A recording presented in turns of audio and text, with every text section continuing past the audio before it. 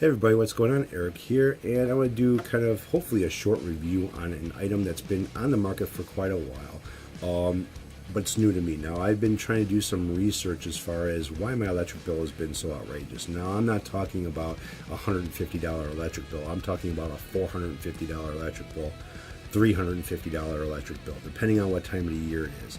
Now, I have a lot of devices in my home. I have like six computers going on. I have now, they're all not powered up at the same time, but they are plugged in. And even though they are not turned on, they are still using power.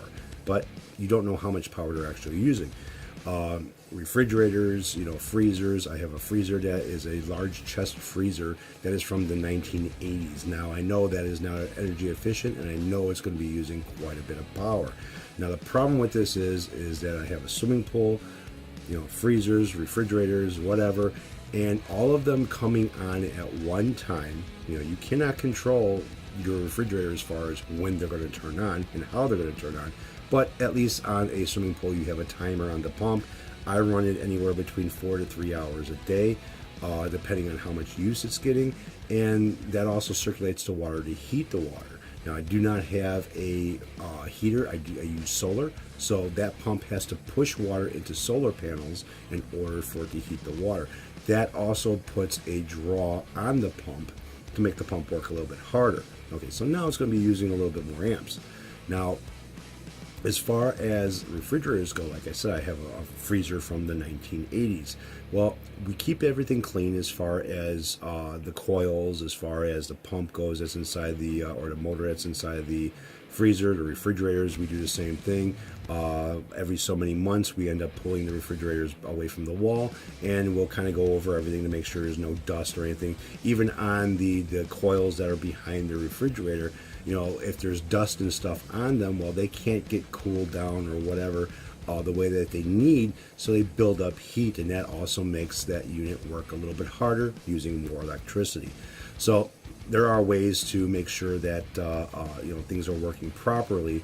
It's just doing it to keep it done and make sure it's working properly. Now, you could change out all your light bulbs to LEDs. Before it was fluorescent lighting, and now it's LED lighting, which I've also did some tests on it and seen how much they draw. And yes, there's a big difference between a conventional light bulb and an LED light bulb. Now, I've switched out every regular standard light bulb to an LED light bulb. The only thing is I can't change out the fluorescent tubes, and there's a couple of lights that are halogen lights, which use a lot of power. But those aren't enough because they're not on constantly all the time. So it's not enough to make your electric bill outrageous. It's the big units like appliances, certain types of TVs, receivers, stereos, and shit like that. Now, this unit is called Kilowatt. Now, this is the Kilowatt EZ. It's a P3. I also have a regular Kilowatt. Now, the regular Kilowatt, you can pick these up at any home improvement store. This is about $17 right here. This will run you about $25. Now, they both do about the same thing. This is just a newer model of the older. Now, what this does is very easy to program. You would set it up, plug it in, go through the manual that it comes with. Very easy to read, very understandable. You get your one of your electric bills, and you check to see what you're being charged. I think it's per kilowatt, and you set it up on this. So if you're being charged 10 cents or 10.6 cents, you set this thing up for that to the exact number, and this will tell you whatever unit's being plugged into it, how much it's using per month. What it's using per month as far as the way it works. Now, what I did find out was a subwoofer. It was the first thing I plugged this thing in.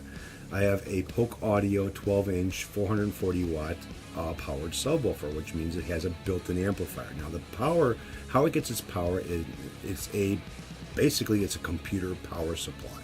All right, and it still draws power. Okay, even when it's off. Now, I know everything is a standby nowadays. All right. Everything's got a remote control. Everything's on a standby. That way it's waiting for a remote control to give it a signal to turn on. It turns on. So it's still using power. How much power is it using, though, when it's on off? Which means not necessarily off, standby. You see that little LED light lit up on the front of your TV set when you shut it off? Well, something is powering that up. It's not a capacitor or batteries, so it's got to be something. It's a power supply that's in that unit. Now I plug this thing into my subwoofer. My subwoofer is on basically standby, which is an auto setting.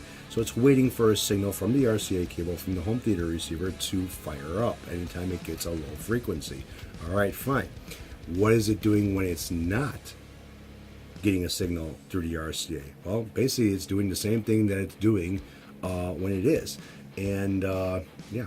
So I come to find out that that's being money thrown out the window, even though it's not a lot of power that's being drawn in amperage, but it's still something being drawn. Now there is a off switch on that unit, and it's not an off switch that you would think is on the back of a power supply for a computer, a toggle switch. It's a little tiny switch.